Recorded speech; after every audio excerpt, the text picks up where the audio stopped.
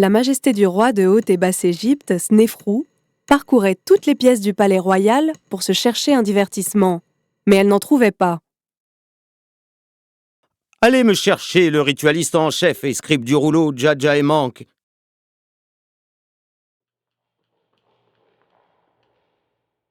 J'ai parcouru toutes les pièces du palais royal pour me chercher une distraction, mais je n'en trouve pas.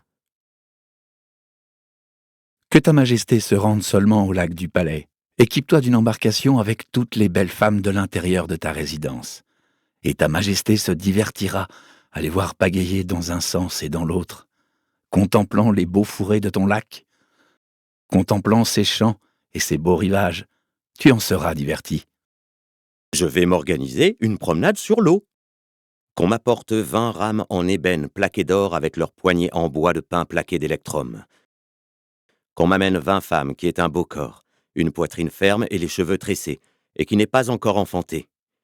Et puis qu'on m'apporte 20 résilles, et qu'on les donne à ces femmes quand elles auront quitté leurs vêtements.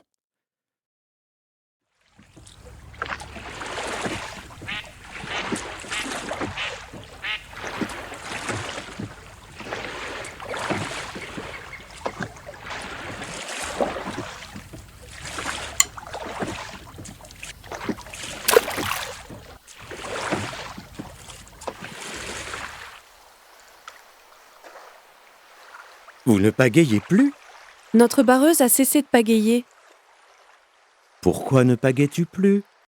C'est qu'un pendentif en turquoise neuve en forme de poisson est tombé à l'eau. Pagaie? Et c'est moi qui te le remplacerai. Je préfère mon bijou à sa copie. Allez me chercher le ritualiste en chef, Djadja et Manque.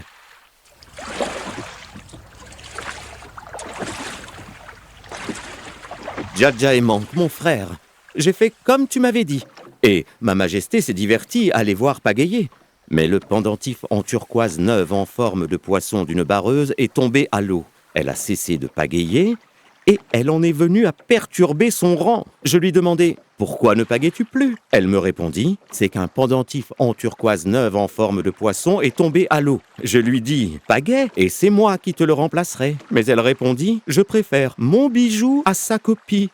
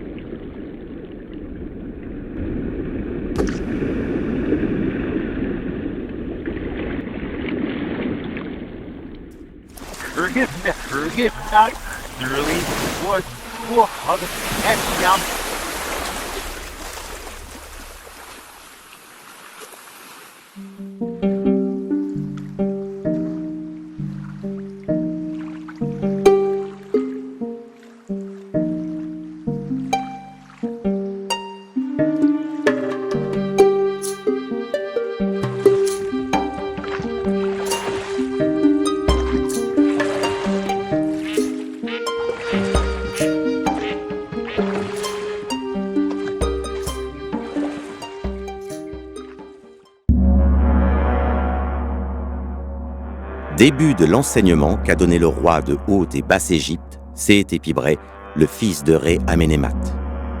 Il prononce un message de vérité à son fils Sésostris, le maître de l'univers. Le roi Séhétépibré Amenémat dit « Sois couronné comme un dieu. Écoute ce que je vais te dire, afin que tu sois le roi du pays d'Égypte, que tu diriges les deux rives, de manière à ajouter au bien. Prends garde aux subalternes, afin que n'arrive pas un événement au danger duquel on n'aurait pas prêté attention. Ne t'approche pas d'eux, ne demeure pas seul. N'aie pas confiance en un frère. Ne connais pas d'amis. Ne te crée pas d'intime. Cela ne sert à rien. Si tu dors, que ce soit ton propre cœur qui prenne garde à toi, car un homme n'a pas d'amis au jour d'un malheur. » C'était après le repas du soir. La nuit était venue et je prenais une heure de repos. Je m'étais étendu sur mon lit, extrêmement las, et mon cœur commençait à suivre mon sommeil. Alors, Des armes furent brandies, qui auraient dû, au contraire, veiller sur moi. Je fus comme le serpent du désert. Je me veillai au bruit du combat, seul, et je découvris qu'il s'agissait d'une rixe de soldats. Si j'avais aussitôt pris mes armes en main, j'aurais pu mettre en déroute pêle-mêle ces lâches. Mais il n'y a pas d'homme brave la nuit, ni d'homme qui puisse combattre seul. Le succès ne peut advenir sans une protection.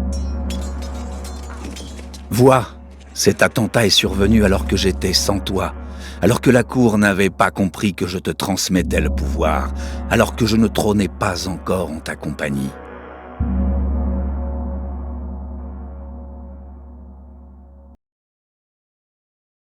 En l'an 30, le 3e mois de la saison de l'inondation, le 7e jour, le roi de Haute et Basse Égypte, Amenémat, s'éleva vers son horizon, s'unissant au disque solaire, tandis que son corps divin se joignait à celui de son Créateur. La résidence royale était dans le silence, les cœurs dans l'affliction, la double grande porte du palais demeurant close. Les courtisans étaient prostrés, la tête sur leurs genoux. Et le peuple poussait des cris de lamentation.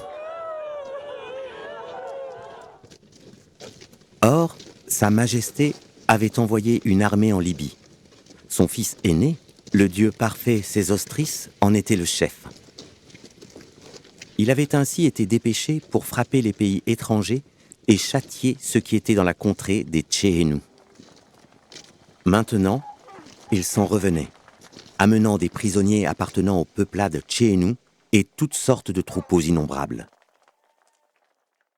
Cependant, les amis du palais royal dépêchaient des messagers en direction de l'ouest afin que le fils du roi soit informé des événements survenus à la cour. Il rencontre le prince sur la route, le rejoignant au moment de la nuit. Celui-ci, alors, part sans attendre. Le faucon s'envole en compagnie de son escorte sans en informer son armée. Des messagers avaient également été dépêchés aux autres enfants royaux qui étaient dans l'armée à la suite du prince. On appela l'un d'eux tandis que j'étais là, debout, et j'entendis sa voix pendant qu'il parlait. Alors, mon cœur fut bouleversé, mes bras défaillirent, tandis qu'un tremblement s'emparait de tout mon corps. Je m'enfuis, d'un bond, pour rechercher un endroit dissimulé au regard. Je me plaçai entre 2 buissons pour me tenir à l'écart de quiconque emprunterait le chemin.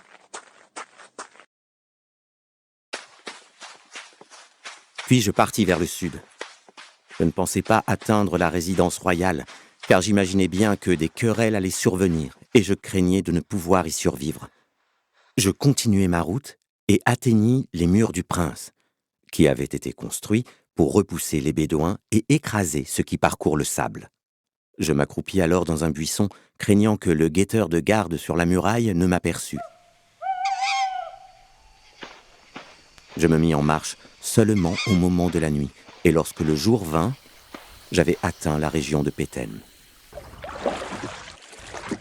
Je m'arrêtai dans une île du Très Noir. Alors, la soif m'assaillit. Elle m'étouffait. J'étais totalement desséché. Ma gorge était de poussière. Je pensais, c'est cela, le goût de la mort.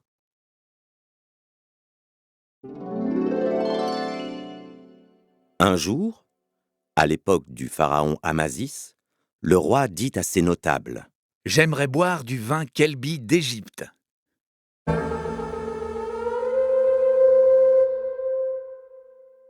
Notre grand maître, le vin Kelbi d'Égypte est bien raide. Ne vous opposez pas à ce que je vous dis. Qu'il en soit fait, selon le bon plaisir du pharaon. Que l'on se rende face à la mer.